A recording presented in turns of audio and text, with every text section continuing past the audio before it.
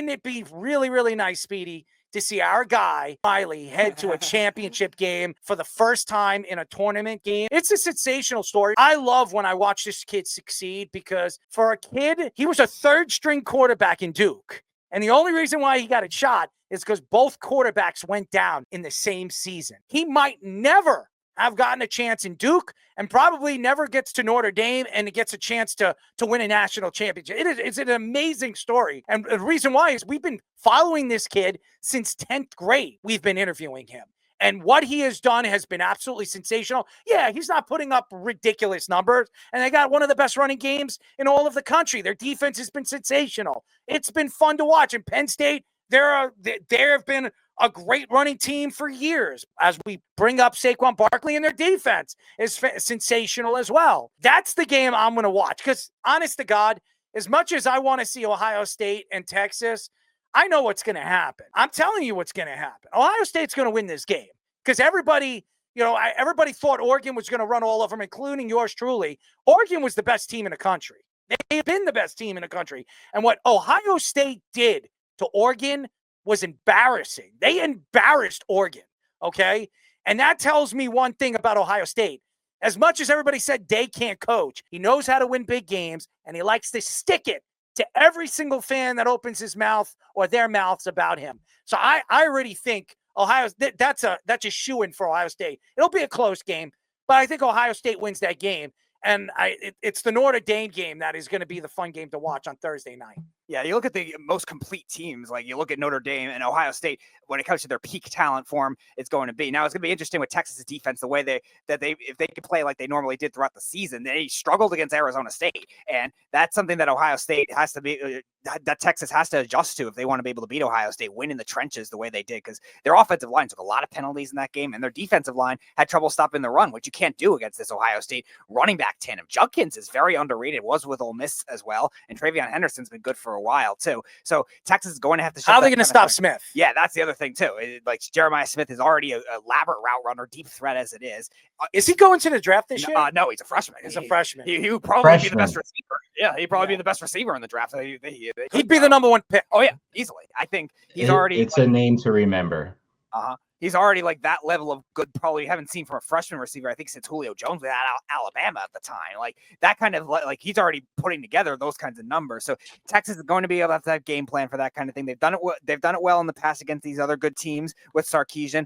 Now, you mentioned the coaching aspect too. Like Ryan Day, I have some doubts of him as an in-game coach too, but every coach left has some in-game doubts too. James Franklin of Penn State definitely has in-game doubts. Steve Sarkisian too, we have to see if he can do it at that next level too. And then Marcus Freeman, he's probably the one I trust the most, but I think when you look at like the incompleteness of the team, like you said, with Riley Leonard, take his game to another level, and even what they could do on the in the running game as well, in the offensive line, which is always Notre Dame staple. I'm with you. Notre Dame wins that game as well. I mean, I got to give a shout out to Arizona State and Scatterboo, what he did to Texas, because I picked them as the upset alert, and they should have won, but they got hosed by a call. So I got to give a shout out there. As far as what I see, Notre Dame's defense was nasty against Georgia. I know Georgia didn't have their starting quarterback, but no matter who was back there, they didn't have a second to even think. So I don't think it mattered who was back there. They look good. Xavier Watts is going to be coming up in the box. Penn State's not going to be able to throw the ball. They're going to key in on that tight end. And hey, where's he from? He's from Omaha, Nebraska. Okay, Xavier just check. Watts. I just want to check. Thanks, Java. But yeah, I think Notre Dame's going to dominate that game on the line of scrimmage defensively.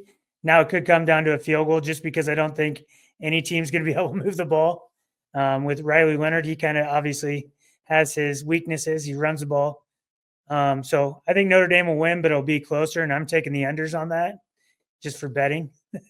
And then I think was it 44.5? Yeah, I think Ohio State's going to roll. I think they're on a mission. I think the Michigan game really pissed them off. They got an extra week where they didn't even have to play in the Big Ten championship, and they've just used that motivation to get through this tournament with ease right now. They're resting guys in the third, fourth quarter because they were already up so much on Oregon. So Ohio State rolls. So I'm historically terrible at making picks, but I do have some vested interests in all of these teams. First off, the Notre Dame Fighting Irish, my football coach when I played in high school, every time we won a game, at the end of the game, he would, because he's Irish and from Worcester, Mass, with the strongest Boston accent you can imagine, would do the entire, you go da da da da da da da, and we'd all jump around every single time. So that's ingrained in my memory, and I do love the movie, historically inaccurate movie Rudy, a lot. I like Penn that movie. State, my in-laws went to Penn State. So they're all rooting for Penn State. I don't have anything against Penn State. I really like it there. I got to actually see the first ever spring practice of Saquon Barkley because I got invited to go to a clinic there by James Franklin back in the day. And I got to see, I was like, who the hell are these running backs? And the second one was Miles Sanders. So it was quite impressive.